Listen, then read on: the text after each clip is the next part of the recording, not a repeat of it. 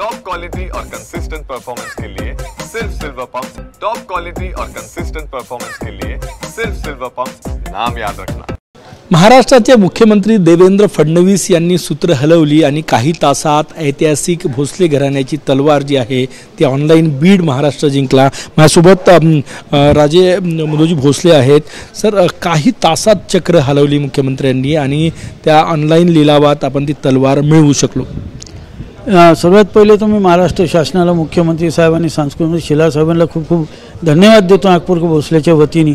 तसंच print media आणि electronic मीडियाला मी धन्यवाद देतो की ह्या मुद्द्याला आपण फार रेटून धरलं आणि हे इथंच नाही, महाराष्ट्रातच नाही, नागपुरातच नाही, पण पूर्ण भारतामध्ये हे आपण पोहोचवण्याचं कार्य आपल्यामार्फत झालं। यामध्ये आपला बी काही ना काही फार मोठा वाटा आहे असं आम्हाला वाटतं। त्यासाठी आपल्या सर्वांना मी धन्यवाद देतो। बीड जी लावण्यात आली होती, तुम्ही पण त्या बीडमध्ये उतरले होते, महाराष्ट्र सरकारही उतरलं होतं। तुमचं मध्यरात्री मुख्यमंत्र्यांची काय बोलणं झालं होतं? मुख्यमंत्र्यांना जे पत्र आम्ही दिलं होतं 1:50 मिनिटांनी रात्री मुख्यमंत्र्यांनी आम्हाला तिथं होकार दर्शवला आणि आम्हाला एक विश्वास झाला की फार जलद गतीने महाराष्ट्र शासन त्या कामासाठी लागलेलं आहे आणि मुख्यमंत्रींनी याच्यासाठी इनिशिएट घेतला आणि नागपूरचं असल्यामुळे मुख्यमंत्री नागपूरचे आहेत। शेलार साहेब एक सांस्कृतिक मंत्री म्हणून जे वाघनखांचं काम पेंडिंग होतं ते करून त्यांनी वाघनख्या बी इथं पोचवल्या।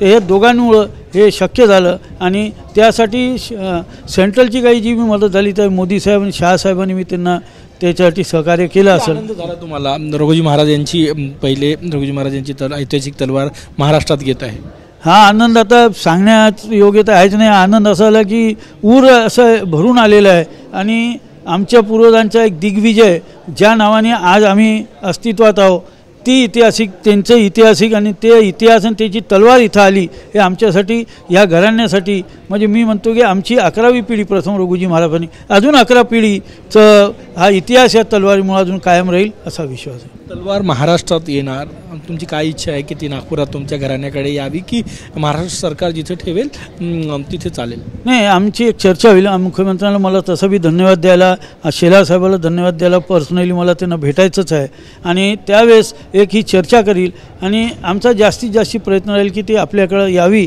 राजवाड्यात यावी, हा आमचा जास्तीत प्रयत्न राहील। शेवटी चर्चेअंती जे बी निर्णय आपल्याला मी त्या हिशोबाने करेल। कॅमेरामॅन सचिन सयामसह गजानन उमाटे, TV9 मराठी, नागपूर।